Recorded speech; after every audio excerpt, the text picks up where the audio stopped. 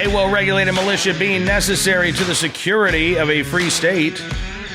The right of the people to keep and bear arms shall not be infringed. Thanks so much for tuning into another edition of Bearing Arms, Cam and Company. My name is Cam Edwards. It is great to have you with us. And we are keeping a close eye on things in Washington, D.C. this week, where gun control efforts are expected to heat up. You know, we heard for weeks that when Congress returned from its August recess, that gun control was going to be front and center. Well, they are back. Democrats over on the House side talking impeachment of Donald Trump. But today they are expected in committee to advance 3 gun control measures. One of them, probably the most problematic, would be a magazine ban. Later in the month as well, over on the House side, House Democrats expected to vote on a sweeping, quote-unquote, assault weapons ban that also includes a sweeping magazine ban as well.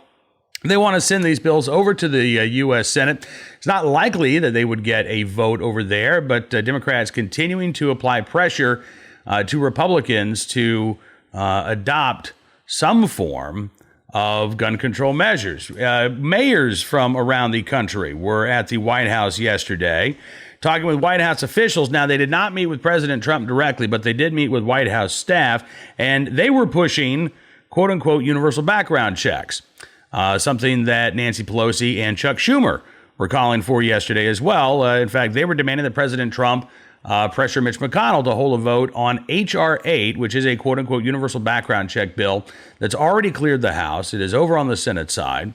It is one of those bills that could get a vote, but Senator Mitch McConnell says he's not going to bring anything to the floor of the Senate unless President Trump would sign it.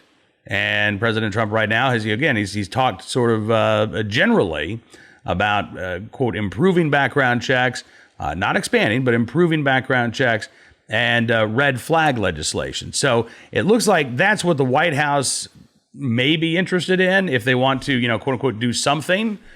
I don't think that they're going to get into a quote unquote assault weapons ban, but certainly Democrats want to keep the pressure up. Meanwhile, you've got Senators Joe Manchin, Senator Chris Murphy from Connecticut.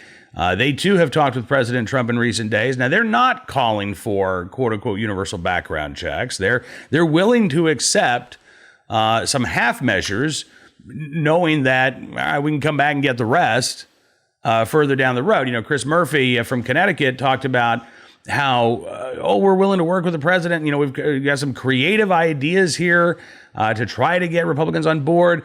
They're not giving anything up. Chris Murphy isn't, and the gun control advocates. They might be willing to accept, half of what they want or even a third of what they want now, but they're not going to be satisfied with that. And as a matter of fact, they're not going to give President Trump or any pro-Second Amendment lawmakers any credit for voting for any sort of half measure. What they'll do is they'll vote right along with those Republicans to get that half measure in place, and then they'll turn around and start finger pointing at those politicians, saying, "Listen, you can't trust these guys to do what needs to be done. They're still in the pocket of the gun lobby. So we need to vote them out in 2020. We need to have real gun safety reform efforts." I mean, that'll be the messaging. You don't win by doing half of what your opponents want you to do. And when it comes to these quote-unquote universal background checks, look, they poll well. And we've talked about this before. 90% of Americans, we should have background checks on all gun sales. But when you get into the nitty-gritty details of, do you think your uncle should go to prison for a year if he, temporarily loans a firearm to his cousin? Most Americans say no. I don't think that should happen. Or if let's say your wife loans one of her firearms to a friend who is concerned about an ex who's been making threats. She can't afford a firearm of her own. Maybe it's 10 o'clock at night. Can't get to a gun store. Should that be a criminal act? Most Americans, I think, would say no. Most gun control advocates would say absolutely. So I don't expect any vote coming today or tomorrow, but towards the end of the week, we may learn more about the parameters of this current gun control debate on Capitol Hill. In the meantime, I would encourage you to make sure that you've contacted both of your senators as well as your representative. I know a lot of the action right now is going to be over on the Senate side. Democrats control the House, so they can pass whatever gun control bills they want. But all of your elected officials, particularly at the federal level, they do need to be hearing from you right now.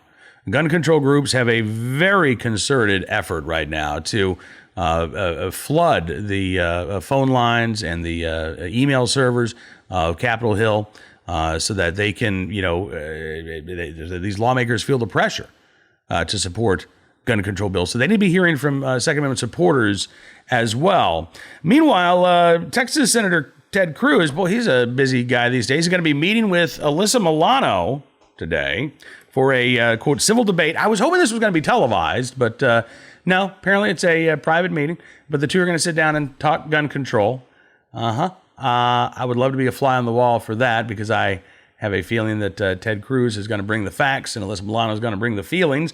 Meanwhile, Chicago Mayor Lori Lightfoot has invited Ted Cruz to visit some of the city's most violent neighborhoods. This after a Twitter feud over the weekend. Ted Cruz talking about gun control, referencing the city of Chicago. Lori Lightfoot saying, listen, it's not Chicago's fault. We've got great gun laws on the books in Chicago. It's Indiana's fault. We've got all these criminals going over to Indiana. They're buying guns, and they're coming back into Chicago. And until states like Indiana have Illinois-style gun control laws, well, Chicago is just going to be a really violent place. The problem with that is that the number one source state for firearms that are recovered and traced in Illinois happens to be Illinois. About 40% of firearms that are recovered and traced in Illinois originated in Illinois. That's where they were first sold to retail. Indiana is second with about 20% of the firearms that were recovered and traced.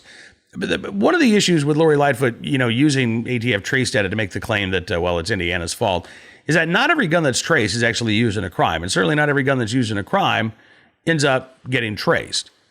Besides, the trace will tell you where that firearm was first sold at retail, but it doesn't tell you anything about how that firearm may have crossed state lines. So you can have Indiana residents legally purchasing their firearms in Indiana, moving to the state of Illinois, and then firearms get stolen. They get burgled, right? Or, gosh, I guess, somebody could move from the state of Ohio into the state of Illinois as a legal gun owner, go on to commit a crime, although that's fairly rare, and that firearm would show up as a gun originally from Ohio that has now gone into Illinois. It's not a great metric to actually try to figure out, how criminals are getting a hold of firearms. A much better metric is to actually talk to the criminals themselves. And what we know from interviews that the Department of Justice and the National Institute for Justice have conducted with inmates is that primarily they're getting their guns on the black market. They're not driving over to Indiana and going to a gun store and filling out the 4473, picking up a truckload of guns and then driving back into Illinois. That's not happening. They're getting them through family and friends. They're getting them through straw purchases, and they're getting them on the black market. Yeah. So if Lori Lightfoot, mayor of Chicago, is serious about addressing the violence in her city, don't blame other states. Don't blame the Second Amendment. Take a look at who's actually driving the violence there in the city of Chicago. And we know that there's a pretty small number of individuals, all things considered. Chicago's got about, 2.7 million people. You're probably talking about, let's see, FBI, latest figures that I've seen, estimate there are about 80,000 gang members in Chicago. FBI says that less than 20% in any given urban area, less than 20% of a city's gang population can be responsible for, in some cases, a majority of violent crime. So if you're looking at, 20% of 80,000 people, you're looking at, less than 1% of the city's population that is driving violent crime. That means that even in the worst neighborhoods, the number of good people far outnumber the bad apples. But what we see in Chicago, what we see in Cook County, what we see in Baltimore, what we see, frankly, across the country, is a criminal justice system that repeatedly deals with these same individuals time and time again and gives them slaps on the wrist. Yesterday's deal of the day, perfect case in point. 2 individuals charged with a murder in Chicago and the shooting of another woman. One is 18 years old, one's 23 years old. Both of them already known to law enforcement, already known to the criminal justice system. Both of them actually already facing charges. One of them's a felon, 23 years old. He's already a felon. The 18-year-old that was arrested, charged with murder, was arrested back in May on a weapons charge. He's already back out on the streets. Now he's accused of murder. If you want to get serious about making the streets of Chicago safer, you don't look at the law-abiding gun owners in this country. You don't look at the law-abiding gun owners in the city. You look at the people who are actually causing and driving that violent crime if you are ever going to hope to address that situation. Meanwhile, gun control advocates taking a victory lap after Walmart, CVS, Walgreens, Wegmans, Albertsons, and other retailers announcing changes to their policies on carrying firearms in their stores. Now, none of these businesses have actually banned the carrying of firearms outright, but that's okay for gun control advocates. Again, they're fine to take a bite and then come back for more. New York Times raising the pressure on these retailers with a story today. Retailers walk thin line by asking, not telling shoppers not to carry guns. And that is ultimately what gun control advocates want. They want these retailers to establish each and every one of their facilities as a no-gun zone. In fact, Shannon Watts, Moms Man Action, I've seen tweets that kind of indicate where she's trying to make the case that that's exactly what these retailers have done, even though they have not. Meanwhile, you've got retailers like Rural King, mentioned this on Bearing Arms yesterday. It has about 100 stores in 13 states around the country. They've publicly come out and said, listen, we're not changing our policies. We respect our customers. We know what our customers want. We are going to continue to sell firearms and ammunition.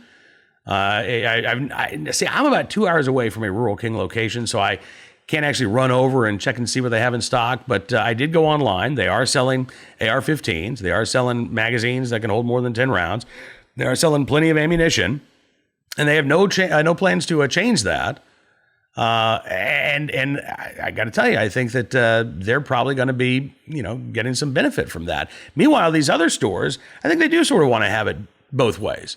They want to be able to appeal to the gun control advocates and say, look, we did something. Right? We did something. We have requested that people not openly carry firearms in our stores. And gun control advocates are going to see that as a PR win, if nothing else, because it gives them some headlines, right? Oh, look what we did. We got them to change their policies. Now, what does it really do practically? Not much. But if you're a gun control advocate, a PR victory is better than no victory at all.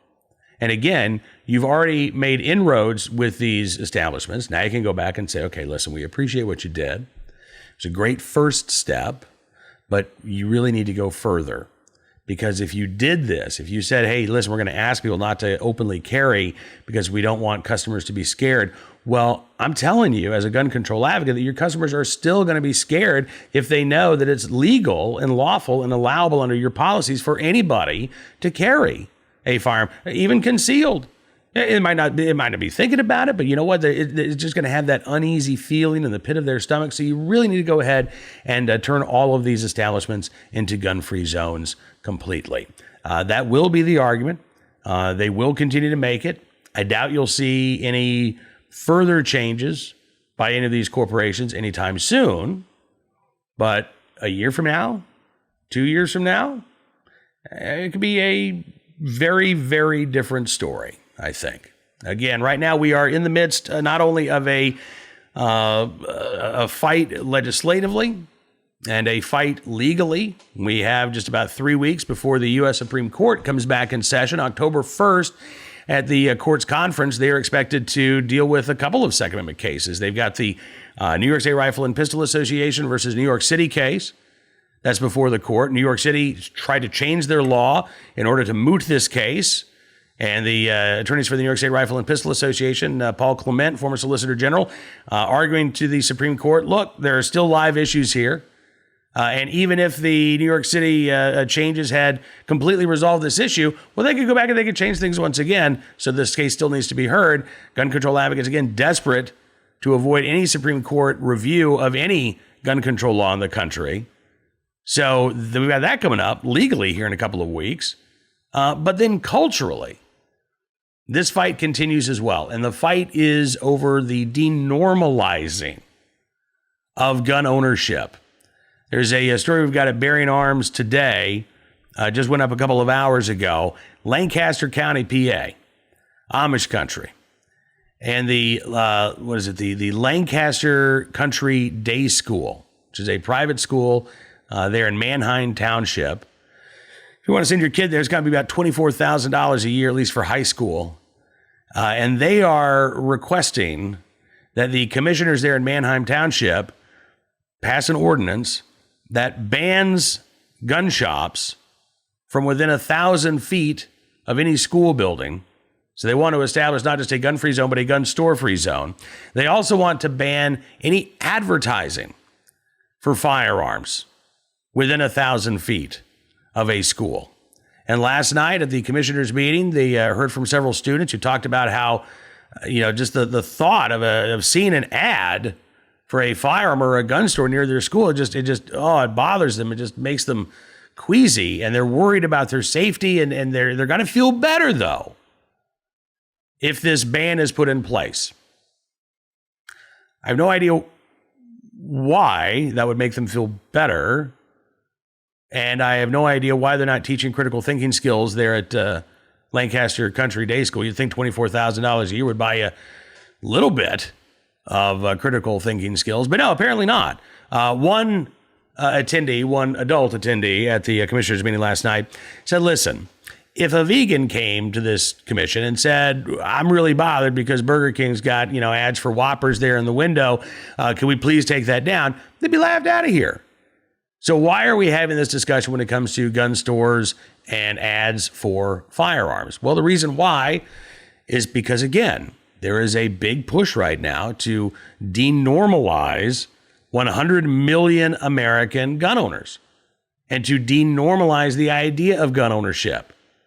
So one day, those existing gun owners, they'll die off, they'll get old, they'll retire, and eventually they'll pass away. But if we can stop people from becoming gun owners in the first place, or if gun control advocates can stop gun owners from people from becoming gun owners in the first place, that's how they feel like they will win this cultural battle, by making it odd, unusual, seen as even dangerous to simply be a gun owner. So to that end, let's talk about someone who's very thankful that they had a firearm. Our armed citizen story of the day today from the Bulletin in Oregon, Sisters, Oregon, where a resident there in Sisters, which is a great town name, by the way, stopped an apparent burglary in progress Monday morning, ended up holding the burglar at gunpoint until officers arrived. No shots were fired, like the vast majority of defensive gun uses in this country. 43-year-old Ryan Paul Huber of Sisters was arrested on suspicion of first-degree burglary, first-degree criminal trespassing, second-degree criminal mischief. This was just before 2 o'clock Monday morning, according to the Bend Bulletin. Burglary in progress reported there in Sisters. Deputies told an unknown man had broken down the back door of a home and had gained entry. The homeowner, armed with a rifle, confronted that. I wonder what kind of rifle that was. Do you think it might have been the most commonly sold rifle in America today? May have been. Homeowner confronted Huber in the home. Huber then left.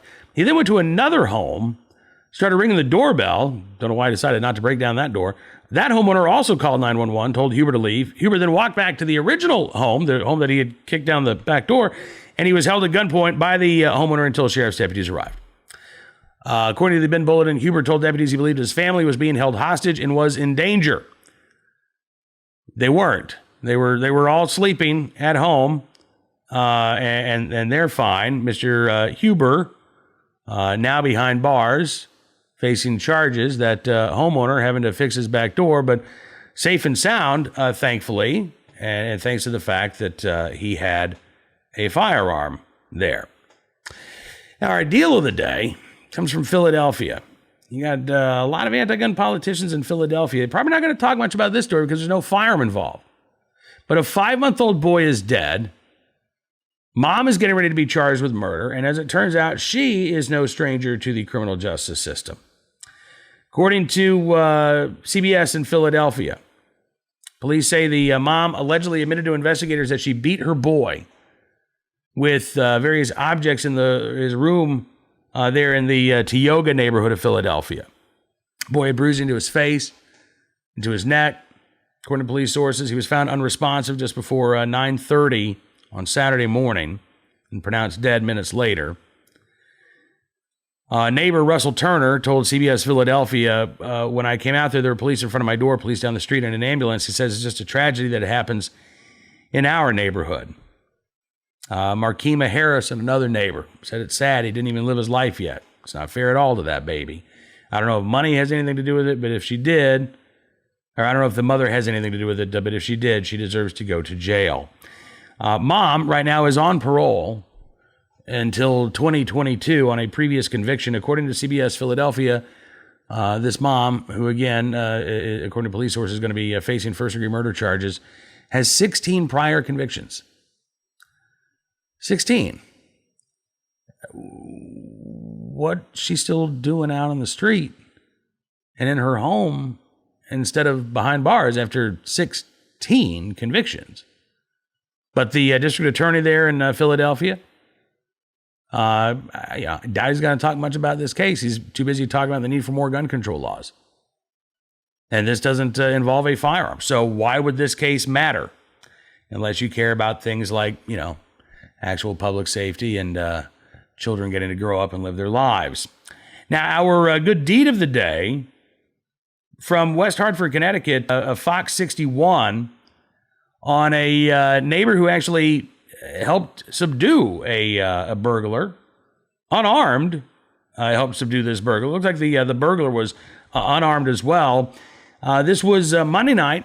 Police got a 911 call from a 12-year-old child who was concerned that somebody was inside his home. They responded.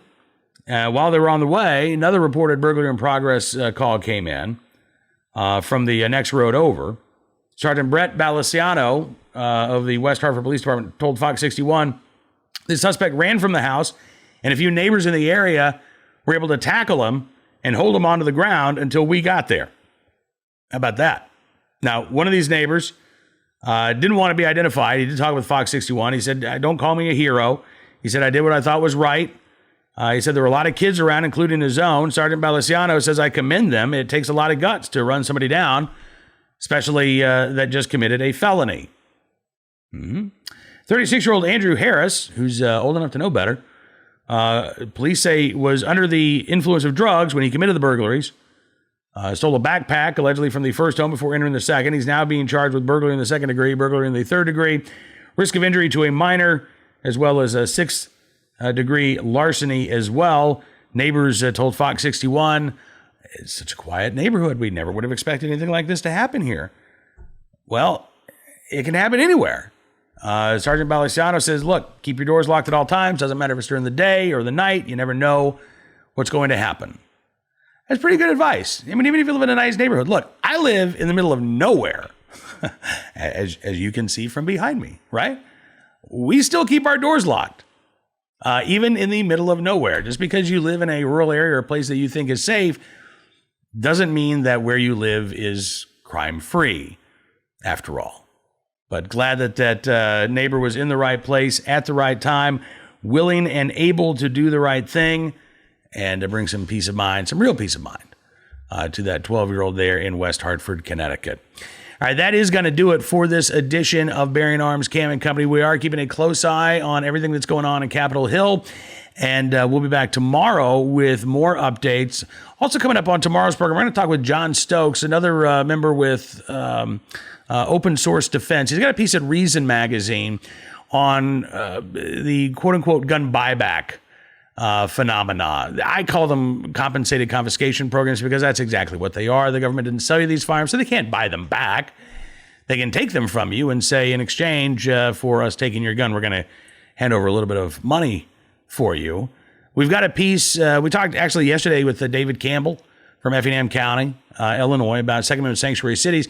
I've got a piece of Bearing Arms that went up yesterday called No Bueno, Beto. Americans will not comply with your buyback, in which we talk about the Second Amendment sanctuary phenomena and how that is likely to impact the compliance of any proposed mandatory compensated confiscation scheme. I happen to think that Americans are not going to comply. I think if you look at what has happened in New Jersey with their magazine ban and the massive noncompliance, New York Safe Act's massive noncompliance, I just don't see a scenario where millions of Americans are going to say, oh, this gun that I have legally owned for years, you're now telling me I'm going to be a criminal if I continue to possess it. This is going to get challenged in court, we know immediately, and there's really no way that you're going to know that I have it.